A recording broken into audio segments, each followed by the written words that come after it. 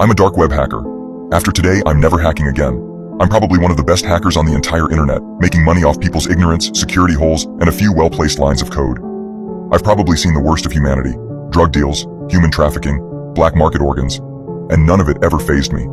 I told myself it was just data, just transactions. The screen made it all seem unreal, like it didn't count.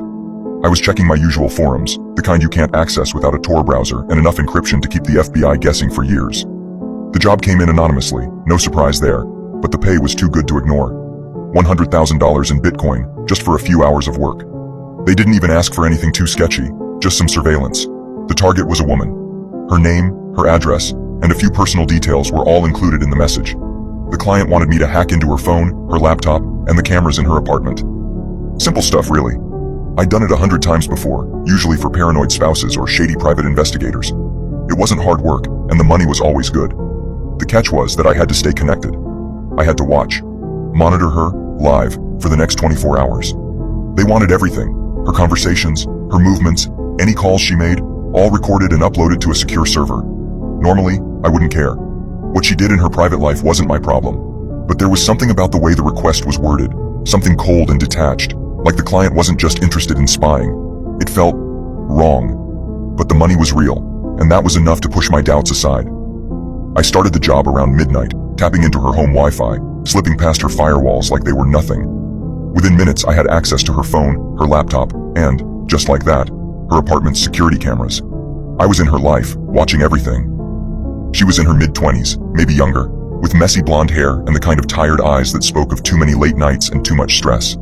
She spent most of the night on her couch, watching TV and texting friends, laughing at dumb memes, eating takeout from a plastic container. Just a normal girl. But the longer I watched, the worse I felt. I tried to shake it off, telling myself it was just another job, just data. But then she started talking on the phone. At first it was casual, talking to a friend about weekend plans. I almost zoned out, ready to run some scripts to automate the recording, when her tone shifted. "No, really, I think someone's watching me," she said, her voice barely above a whisper. "I keep feeling like I'm not alone, you know? It's stupid, but I can't shake it."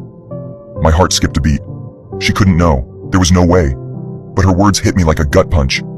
She sounded scared, genuinely scared. I'd heard paranoia before, plenty of people get it, but this was different.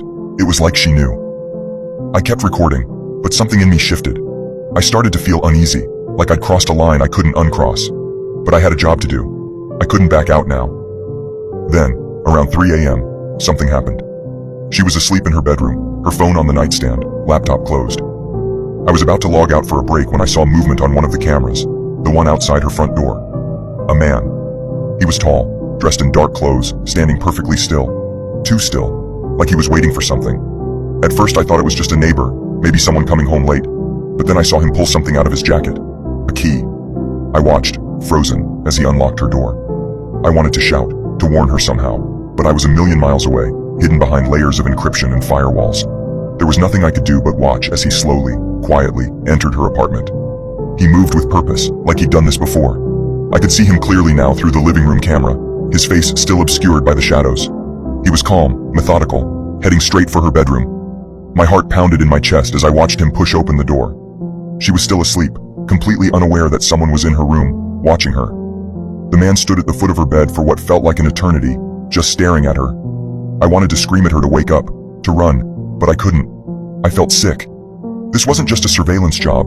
This wasn't just another anonymous client. This was something far darker. The man reached into his pocket and pulled out a syringe. That's when I knew. This wasn't a robbery. This wasn't a random stalker. This was a hit, and I was helping them do it. I panicked. Without thinking, I tried to crash her system, overload the cameras, anything to trigger an alarm. But it was too late.